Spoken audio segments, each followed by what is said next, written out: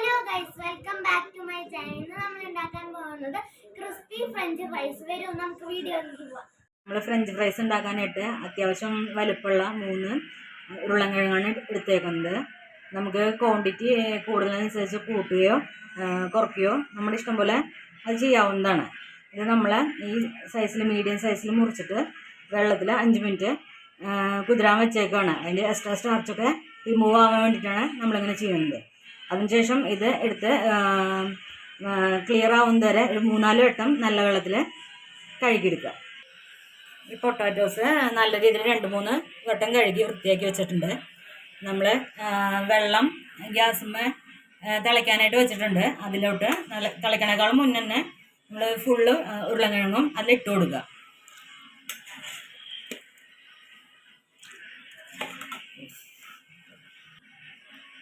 പിന്നെ അത് ഹൈ ഫ്ലെയിമിൽ വയ്ക്കുക തിളയ്ക്കുന്നത് വരെ. വല്ലാണ്ട് വെന്ത് പോണ്ട, ജസ്റ്റ് ഒന്ന് ആയാൽ മതി. ഇപ്പം 5 മിനിറ്റ് ആയിട്ടുണ്ട്.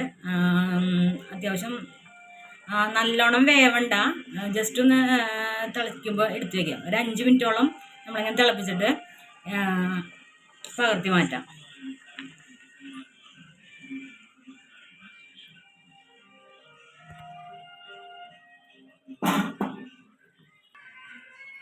അതിനുശേഷം ഒരു കോട്ടൺ തുണി ഉപയോഗിച്ചിട്ട് ഇതൊക്കെ വൈപ്പ് ചെയ്തെടുക്കാം. ഇതിൽ നന്നായി തുടച്ചെടുക്കാം. ഇപ്പോൾ വൈപ്പ് ചെയ്തിട്ട് നല്ലോണം ചൂടാറിയിട്ടുണ്ട്. ഇതിലോട്ട് നമ്മൾ 1 ടേബിൾ സ്പൂൺ കോൺഫ്ലോർ ആഡ് ചെയ്ത് കൊടുക്കുക. അത് ജസ്റ്റ് ഇങ്ങനെ തട്ടി കൊടുത്താൽ മതി, എല്ലാ ഇതിലേക്കും ആയിക്കോളും. കൈ വെച്ച് ചെയ്യണമെന്നില്ല, ഇങ്ങനെ തട്ടി കൊടുത്താൽ എല്ലാവർക്കും ആയിക്കോളും. അപ്പോൾ നല്ലോണം മിക്സ് ആയിട്ടുണ്ട്. ഗ്യാസ് ഓൺ ചെയ്തിട്ട് നമ്മൾ ഓയിൽ ചൂടാക്കാൻ വെച്ചിട്ടുണ്ട്. നമ്മൾ വെജിറ്റബിൾ ഓയിലാണ് യൂസ് ചെയ്യുന്നത്. നമ്മൾ കോക്കനട്ട് ഓയിൽ യൂസ് ചെയ്യാൻ പാടില്ല. ഇതിലോട്ട് നമുക്ക് പൊട്ടാറ്റോസ് ഇട്ട് കൊടുക്കാം. ഇത് കുറച്ച് ഇട്ട് കൊടുത്ത് ലോ ഫ്ലെയിമിൽ 1 മിനിറ്റ് കുക്ക് ചെയ്താൽ മതി. നല്ലോണം ആവേണ്ട ആവശ്യമില്ല, ജസ്റ്റ് ഒന്ന് 1 മിനിറ്റ് ലോ ഫ്ലെയിമിൽ ചെയ്തെടുത്താൽ മതി. പൊട്ടാറ്റോസും കോൺഫ്ലോർ ആഡ് ചെയ്ത കാരണമാണ് നമ്മൾ ലോ ഫ്ലെയിമിൽ കുക്ക് ചെയ്യണത്.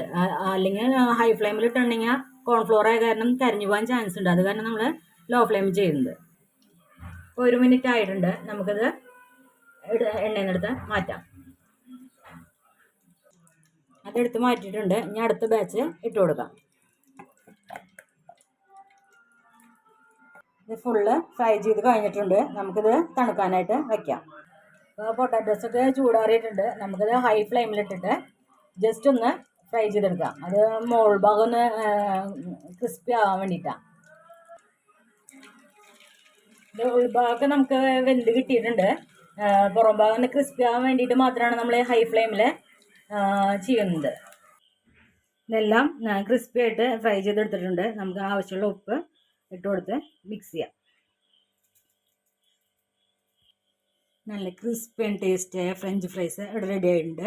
ഇത് നമുക്ക് മയണൈസിനോടൊപ്പം ടൊമാറ്റോ സോസിനോടൊപ്പം കഴിക്കാവുന്നതാണ്. ഹോം മെയ്ഡ് മയണൈസിൻ്റെ ലിങ്ക് ഡിസ്ക്രിപ്ഷൻ ബോക്സിൽ ഇട്ടിട്ടുണ്ട്. ഒന്ന് കണ്ടു നോക്കൂ കേട്ടോ.